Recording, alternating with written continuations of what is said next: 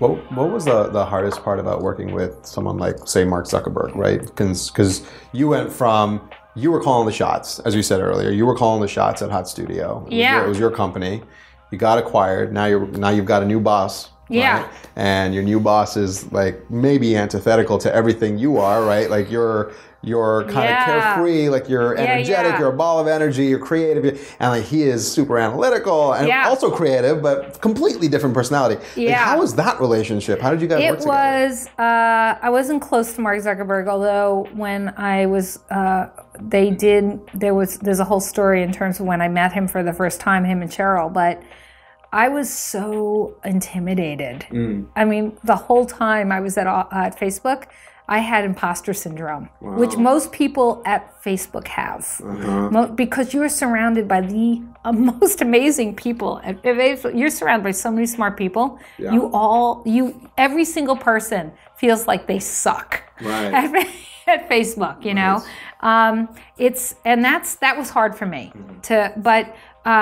Being in the presence of both of them, that's a lifetime experience I'm never ever going to forget, because Mark is a DEO.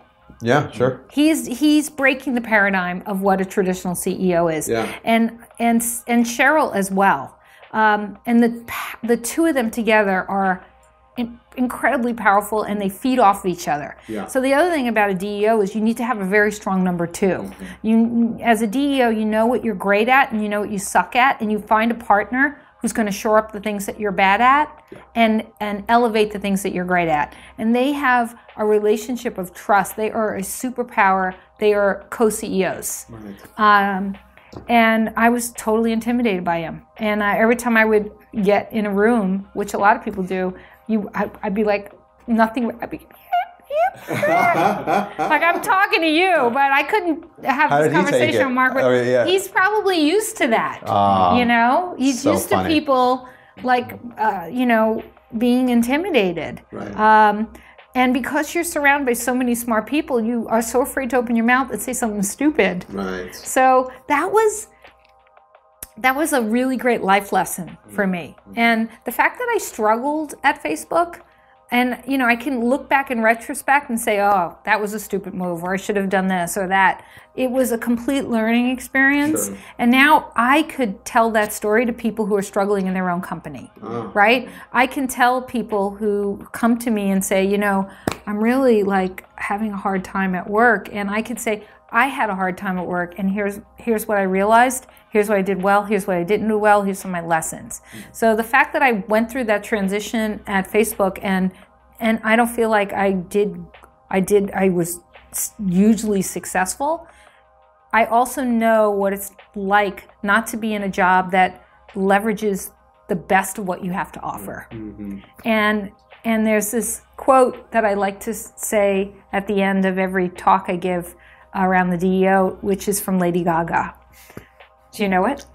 No, I don't. I thought you did all the research. The quote that I heard you say was the Steve Jobs quote, I think. Oh, yeah.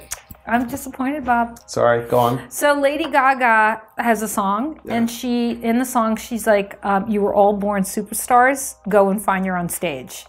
You know that song? You know what? Is it? Which one is that song? Superstar. Is it Superstar? I'm like pop deficient. You are pop deficient. So I don't know. Jared gets it. What is it like? I love Taylor Swift. Oh my God. Please come back to Spotify, Taylor Swift. Oh my Please. God. Taylor Swift? I love Taylor Swift. She's great. I don't love Taylor Swift. But I love Lady Gaga too. My 14-year-old daughter loves Taylor Swift. Well, whoa.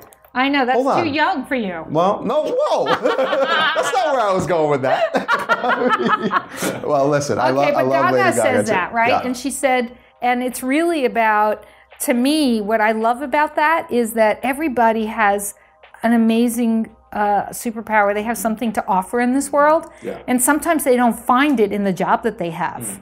And so you should own up to that. And I really feel like, I don't know how you guys feel, but every day I get older, and now I'm in my 50s, and like people that I love, either I know personally or, people in my generation are dying.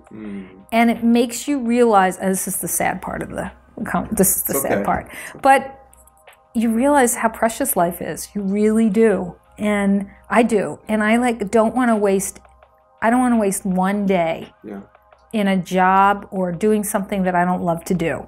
So I really want to make sure, Jared, dropping stuff. You should cut him off.